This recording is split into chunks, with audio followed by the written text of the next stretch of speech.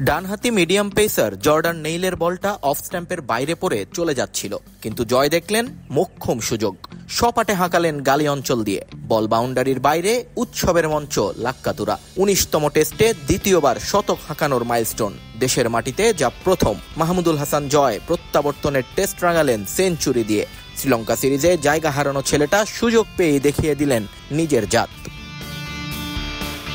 জয়ের ইনিংসটা তার ক্যারিয়ারের মতোই বাঁক নিয়েছে বারবার। মাত্র তৃতীয় টেস্টে ডারবানের মাটিতে সেঞ্চুরি পাওয়া জয়কে দ্বিতীয়বার ব্যাট উঁচিয়ে উৎসবের জন্য অপেক্ষা করতে হলো আরও ১৬ টেস্ট, ৩০ ইনিংস এবং ৩ বছর। এর মাঝে ৪বার ৫০ ছুলেও ম্যাজিক ফিগারের দেখা পাননি তিনি।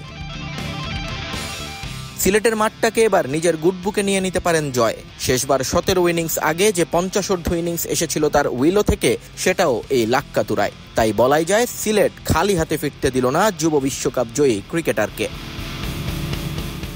ইনিংসের শুরুতে বরাবরের মতোই নড়বড়ে ছিলেন মাহমুদুল হাসান জয়। দেখে শুনে বলগুলো ছাড়েন টেস্ট মেজাজে। মেরিটের বাইরে গিয়ে খেলেননি কোনো শট, স্ট্রোক মেক করবার চেষ্টাও করেননি। প্রতিপক্ষের ধৈর্য নিয়ে খেলেছেন এই ওপেনার। প্রথম ৫০ করতে সময় নেন ৭২ বল, আর পরেরটা ১১৮। অন্য পাশে সাদমান অস্থির হয়ে ৪-৬ হাঁকালেও জয় ছিলেন নিজের মাঝেই। তাই তো দিন শেষে ৮০ রানে সাদমান ফিরে গেলেও জয় থেকে গেছেন অপরাজিত। সেঞ্চুরি করেছেন ১৯৪ বলে। ১০ বার বাউন্ডারি ছাড়া করেন বলকে, যার মাঝে ছিল একটা ছক্কাও। তবে চাঁদের গায়েও তো কলঙ্ক আছে, তাই জয়ের ইনিংসটাও একেবারে নির্ভেজাল নয়। ১৫০ ছুঁয়েছেন ছক্কা হাঁকিয়ে। এর পরের বলেই আবারও সপাটে ব্যাট চালিয়েছিলেন। ফার্স্ট স্লিপে ক্যাচটা ধরতে পারলে সেখানেই থামতে হতো ২৪ বছর বয়সী ব্যাটারকে, কিন্তু ভাগ্যবিধাতাও হয়তো চাননি সেটা। তাই হাতে থাকেনি বল, পার হয় বাউন্ডারি।